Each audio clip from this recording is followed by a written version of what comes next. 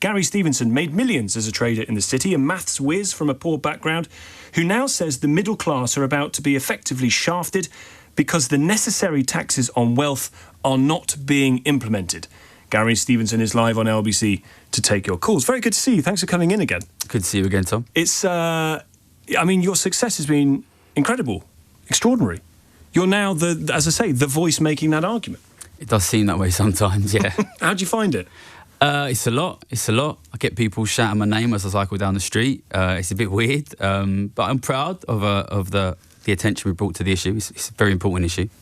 It's an important issue that I know that a lot of my callers and listeners want to get into. For the three people who haven't heard of you before, what's your big pitch? What's your the idea that is central to your worldview? That inequality matters, in particular inequality of wealth. That inequality of wealth has been increasing very, very quickly. That means wealth has been transferred from the government to the very rich, from the working class to the very rich, from the middle class to the very rich. That accelerated enormously during COVID, and that is the cause for the cost of living crisis. And if you don't do anything about it, then it will accelerate, because that's what interest does. It's compounding, it's exponential. I'm not just saying that, I'm betting on it. I've been betting on it for a long time. I've come through the best economics universities in the country, in the world. I was Citibank's most profitable trader in the world by betting on the collapse of living standards. Now I'm out here on YouTube, in my book, here on your show, because I don't want it to happen. I come from a working class background, and I don't want ordinary families to pay the price just so the rich can get richer and richer. 03456060973 is the number. You can watch us on the LBC app as well, which is free to download from wherever you get it. Julie's our first caller in Plymouth. Julie, you're through to Gary Stevenson. Your question. Hello, Gary. I hope you're keeping well. Do my best, Julie. Good. Really admire your sentiment on economics. Please, could you tell me more about how you see the wealth tax working? Yeah, this is a really interesting question, right? So me and the people I work with, like Patrick Millionaires, we campaign for 2% wealth tax above 10 million. It's not on income, it's on the wealth that you own. So all of your assets minus your debt, 2% a year. I think sometimes people time a little bit too strictly to that, like it has to be this specific form of wealth tax. The most important thing is that whatever tax you bring in is effectively targeted at really, really the richest. We're not talking about bankers, doctors, lawyers, heaven forbid, LBC presenters. God, I wish. We're talking about phenomenally wealthy people with wealth of 100 million, 1 billion pounds. You need to focus on these people. We talk about a wealth tax, a tax on wealth. There's other ways of doing it.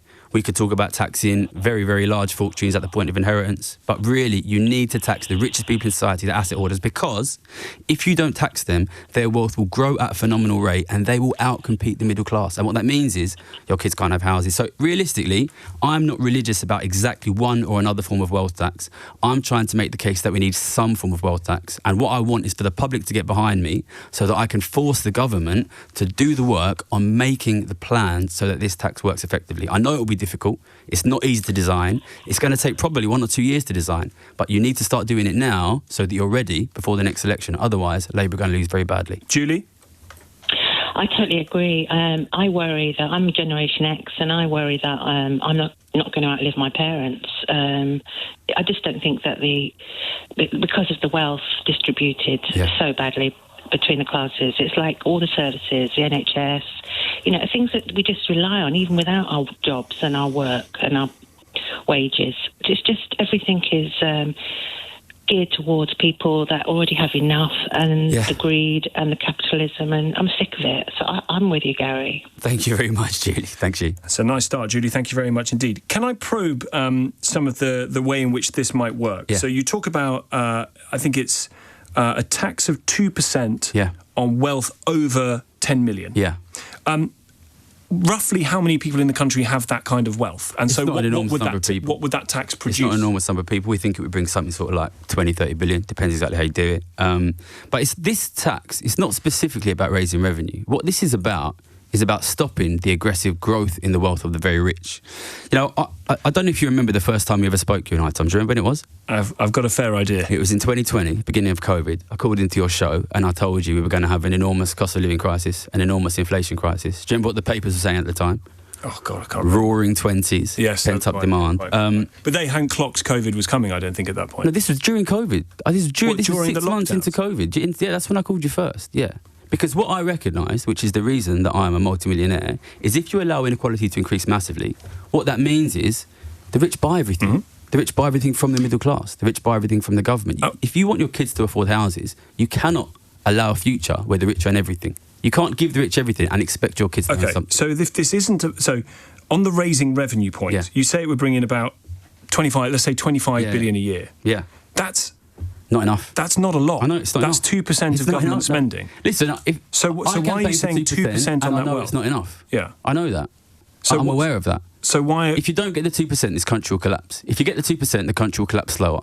Really, okay, so what should it be? What you need is much more. You need to look at how do we really aggressively tax the richest in the country much more. That is, and I don't say that because I want to do that, Tom. I say that as one of the best economists in the world because I'm betting on if you don't do that, the economy will collapse. NHS collapses. Spending, education collapses. You cannot... Listen, if you have a wealth of £1 billion, what's your passive income? What's your passive income? Passive income, if you have a wealth of £1 billion. Depends where you're getting it from. Depends how much of it you're 50 million using. a year, 5%, 50 million, 1 million a week. Right. If you had 1 million a week passive income, how much would you spend? God, loads. Yeah, how much? I don't know. I've got 100 grand? These are numbers that are so astronomical. I can't even think goes about. Absolutely mental, spends £500,000 a week, right? That means you still have £500,000 a week to do what with? Buy the rest of the assets. Sure. You cannot allow these people to accumulate the wealth. So what do you want it to be? If 2% on wealth above that threshold, and we can get into how that wealth is measured. Yeah. If it's not 2%, because that just doesn't bring in enough, what does it need to be? I think when you're talking about the very, very, very rich, I think you need to look at reducing the ways they avoid taxes. I think you need to look at inheritance taxes on the very, very rich. I think you need to look at... You simply cannot allow... If you have one group of society that increases its share of ownership to 100%, then that means the rest of society reduces its ownership to 0%. Now, I don't know if you're a billionaire, Tom, but I assume you want your future kids to own houses, and so do I. Yeah. And you cannot have that if you... Listen... You're richer than I am, Gary, by multiple levels. Look at human history. Most of human history is a tiny, tiny, super wealthy elite and the vast majority of people desperately impoverished. And that's the most of the current world as well, OK? My grandma grew up in London, in the richest country in the world, and 3 of her siblings died of tuberculosis, disease of poverty. That will happen again if you allow the rich to take everything. Let's get to Mahmood in Reading. Hi, Mahmood. Hi, Tom. How you doing, Gary? I know you're a proponent of wealth taxes. I've followed a lot of your work. The YouTube's great, by the way. But just from your perspective as an economist, do you have any other ideas or policies that you can put forward to the people in charge other than just the wealth taxes? You know, there's loads of things which are being talked about now. And they're talking about it now because the government desperately needs money. There's things like equalising capital gains and income tax, which I think is something that they might do. I think that's there's talk about reducing tax loopholes is an obvious thing. Tax exemptions, especially on things like inheritance tax exemptions, you get situations where the richest people pay nothing by putting money into trusts. I think we can dive into exemptions and we can get rid of them. The reality is you need to do something. In this budget in November, what we are going to get is probably a tax raid on the middle class and the upper middle class, and we're probably going to see nothing serious done about the super rich, the billionaires. It's absurd, really. There's lots of things you can do, but if you don't deal with the top end, then you don't fix that problem. What you're going to see in November is the middle class taxed so that the government can give that money to the rich to convince the rich to keep the welfare state going for another 5 years. You need to do something about that top end. And you would say that rich means assets of more than 10... having more than 10 million a year in assets. I mean, there's obviously not one cut-off point in which you wake up and suddenly you're rich. If you go to bed with 9999999, 9 million, you're still pretty rich. What I want is genuine progressivity. What I don't want is a situation we have now where somebody like me, somebody like yourself, works hard, makes good money, has to pay 50-60%, and the Duke of Westminster inherits 10 billion and pays nothing. If that's the system that you have, I can guarantee you in 20 years the rich will own everything. Well, he's inherited billions of pounds, but he does pay tax. He pays tax in lots of different ways, and there would have been inheritance tax. What would you say is his percentage taxes paid on his lifetime income that he's received? No idea. I would be a strong seller at 5%. These guys pay virtually nothing on total lifetime income, even if he's earned it. Well, I mean, he receives it from his dad. If he earns money through work, he would have to pay income tax. If you inherit £10 billion, then your lifetime work income is a very small percentage of your lifetime income. So how would you go after that 10 billion? I think there's lots of different ways you can do it. I think wealth taxes is one way. Wealth tax is one way we support. I think inheritance taxes on huge hoarded assets is another thing. I think you need to look at hoarded wealth. You need to tax wealth hoarding. You need to tax wealth hoarding in one form or another. Let's get to George in Worcester. George? Hi, thanks. Cheers, Tom. Hi, Gary. I earn £8 an hour as a self-employed. I'm 43 years old. I've got no pension, no holiday pay, no sick pay. But my main concern is immigration. I want to stop immigration altogether. I don't think you're going to achieve anything, Gary, because a lot on your side, they just keep calling us names. People with my concerns, they just call us names. They belittle our concerns as well. So we're at like an impasse. You're probably I'm going to give you the benefit of the doubt that you're correct on your economic prospectus, but the fact that so many on your side just belittle us, call us names, belittle our concerns, just means that we're never going to come to your side. Until people with your economic viewpoint start taking our cultural concerns more serious, there will always be this impasse. I have never heard anyone say that they want a wealth tax and that they also want to stop the immigrants coming in. Yeah, I do worry that you might be right, George, to be honest. I live near Canary Wharf, and there's one of these migrant hotels near where I live, in Canary Wharf. And my cameraman told me there was one of these protests the other day. So I went down, the cameraman who shoots my YouTube, I went down after I shot the YouTube, and I went there to this hotel, and there was the protesters on one side, and there was the counter-protesters on the other side. And yeah, to be honest, it was, as you say, George, it's two groups of people standing on opposite sides of the road, pointing at each other and calling each other names. And I worried when I saw that was a little bit of the vision of the future of this country. I'm an economist, right, and I stick to economics. I'm not an expert on immigration. I think the primary economic concern is growing wealth inequality. I'm very confident on that. But I think if people such as yourself, George, want there to be low rates of immigration, you've got every right to say that, and you've got every right to believe that. And I do worry that this growing division is going to tear our country apart, and it's going to prevent people like me from getting the change that I need. And what that will mean, George, is that people like you and people like your kids will suffer very much economically. And I worry, and this is what keeps me up at night, to be honest, George. How do I convince the public? I don't, this reminds me of Brexit, my brother was very anti-Brexit, my dad was very pro-Brexit, and I saw these fights at the dinner table, and when I saw what was happening outside this hotel, this is my country, and I don't hate people on either side of that road. I'm not an expert in immigration, and I'm probably never going to be. But I'll tell you this one thing right now, if the ordinary hard-working people of this country allow themselves to be divided on this issue, then the current state of play will continue, which is rich people getting richer and richer and richer and richer, while working class people get poorer and poorer and poorer. So listen, George, I've got every respect for you and your opinions, and I would encourage all the people who oppose you to resist that temptation to point fingers and call names. Because listen, if the people of this country are divided, then they will lose, right? So you're going to need each other, George. Thank you very much indeed for the call. Richard's question is, what is meant by wealth? When you say £10 million worth of wealth, what do we mean by that? And who measures that? It's all your assets minus all your debts. So if you've got a house which is worth £500,000 and you've got a mortgage which is £300,000, you don't have any other significant assets, then your wealth is £200,000 and you're not going to be affected by a wealth tax above 10 million. The valuation of people's property changes, though, over time, doesn't it, I guess? Yeah, of course. And, this is one of the problems, one of the difficulties of wealth taxes. And there's ways around that. You can make the valuations less frequent. You can make the taxes less frequent. You can do it every 10 years. You can raise the threshold. There's lots of ways you can do it. But you have to do something, Tom. I don't think there are many people arguing that you don't have to do something. And I think there are an awful lot of people listening who, as working people, feel like they've sort of had enough now of paying the taxes that they're paying, particularly on small businesses in particular with the NI increase. Yeah.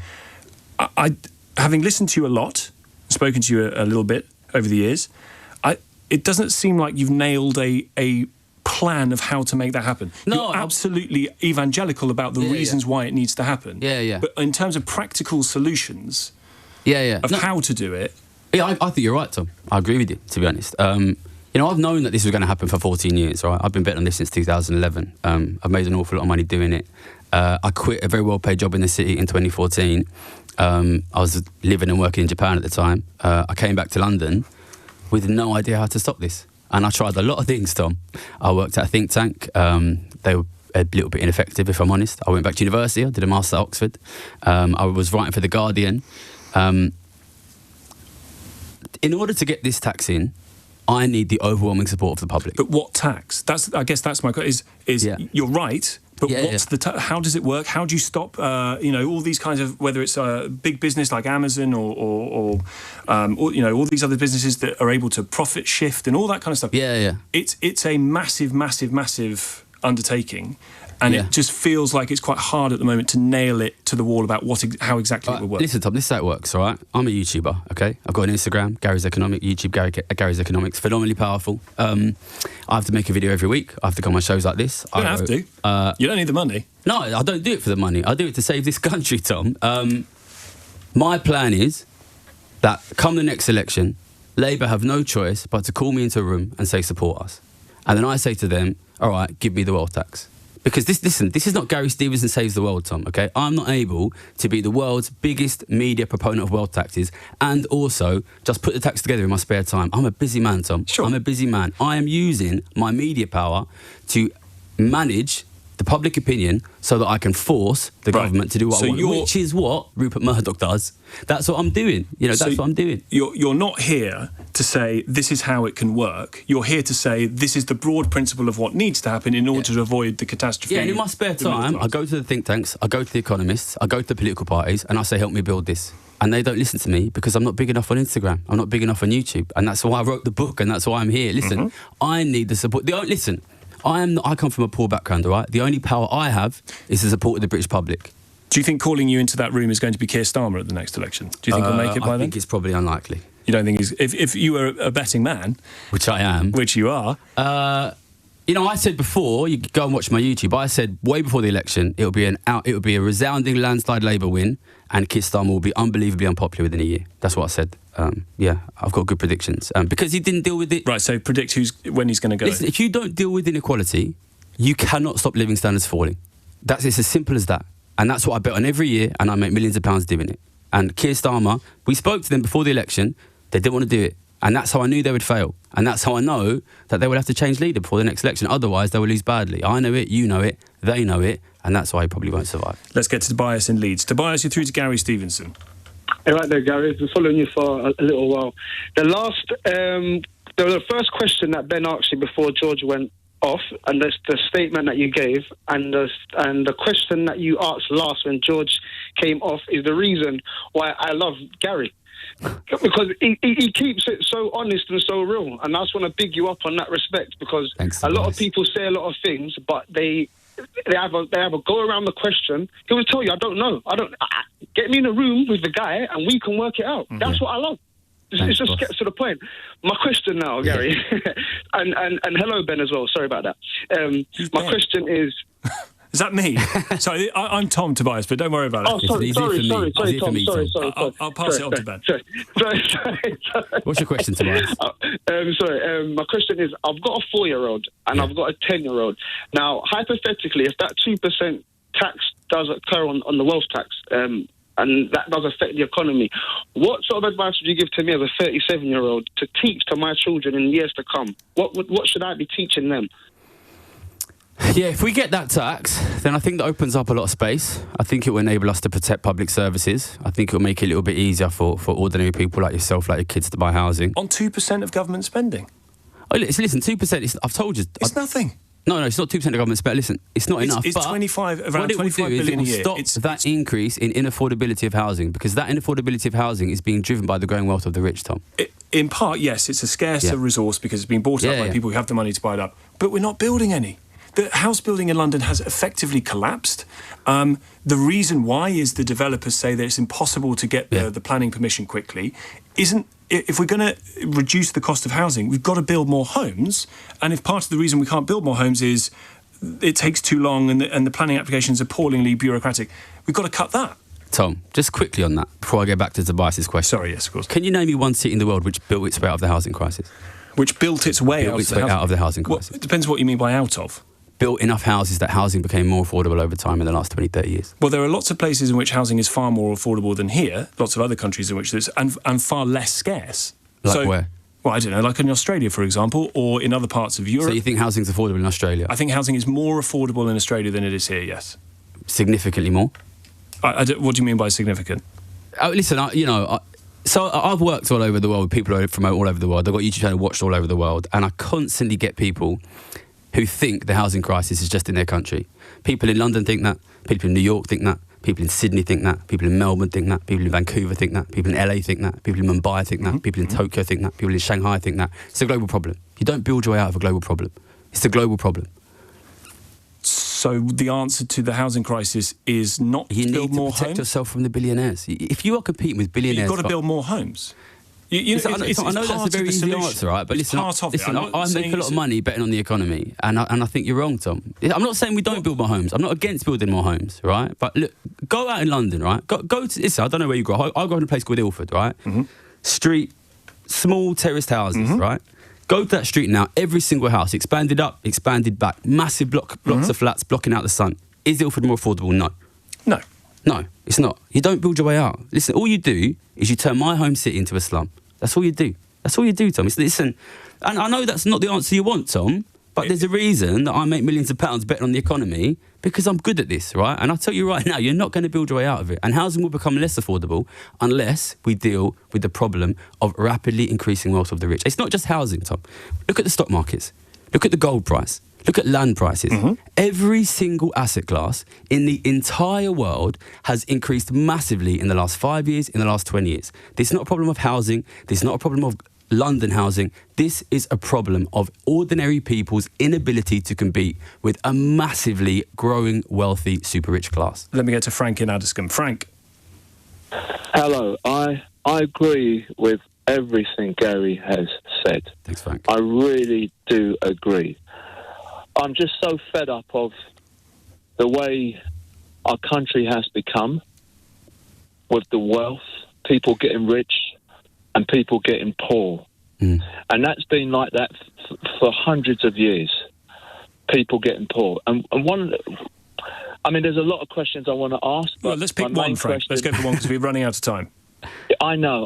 One of the questions I want to ask you, Gary, is this wealth tax that you're talking about. Yeah. Does this apply to the royal family? Because they don't pay tax. Yeah, listen, I've never met the royal family. It's only a matter of time. Yeah, as far as I know, they might be lovely, lovely people. Listen, I think wealthy people should pay it whether they're royal or not. I was happy to have the Queen on my pound coins and £5 notes for a long time. I miss her dearly. But listen, I want it to apply to everyone who's super wealthy. Yeah, I don't want to make no exceptions. But, I don't know what my dad would say about that. I don't know what my nan would say about that. But look, I'm sure they've done a lot of work for this country, but I think they should pay the tax just like everybody else. Just like you, Frank, just like me. Thank you very much indeed for your call. Kemi Badenoch, the Conservative leader, is on LBC a bit later today taking... OK, tell her I said hi. I will. In fact, I'd like you to do more than that. I'd like you to... What would you ask her if you had the opportunity to ask her a question? Well, I'd love to know if she's going to do anything about massively growing wealth inequality. Why do I pay 60% while the Duke of Westminster pays nothing? Is she going to fix that? I'd love to hear what she says. Julius is in Weybridge in Surrey. Julius. Hi, Tom. Nice to hear you, and thank you, Gary, for your time. Gary, Tom labours under the misapprehension that I'm a tech unicorn here, and I'm actually... Yeah, misapprehension, Tom, but thank you. Gary, I'm new to your work, and I see your approach here on wealth taxes and loopholes has potentially a likely politically divisive edge to it and some inertia, because obviously these types of folk control the decisions. Yeah. I'm just wondering what your view might be on an alternative. For instance, microtransactions such as 0.1% on all banking transactions. Yeah, this is an idea that's been going around for a while. Similar, they used to call it the Robin Hood tax, a tax on bank transactions. Listen, I'm not aggressively against it. I don't think it necessarily solves our problem. Yes, it's a little bit like, it reminds me a bit of capital gains tax. So at the moment, there's a lot of talk of equalising capital gains and income tax, because people pay less tax on capital gains than they do on income. And capital gains tends to go to richer people. That's not fair. Let's fix it. Problem is, capital gains is applied when you sell your asset. So if you are like Tom, our billionaire we spoke about earlier, with £1 million passive income a week, how often are you going to sell an asset? Probably never. So I think if you tax transactions, the problem you have is very rich people, they can often very effectively massively reduce the number of transactions they do.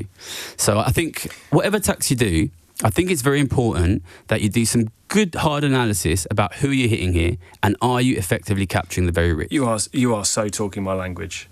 Oh, that sounds good.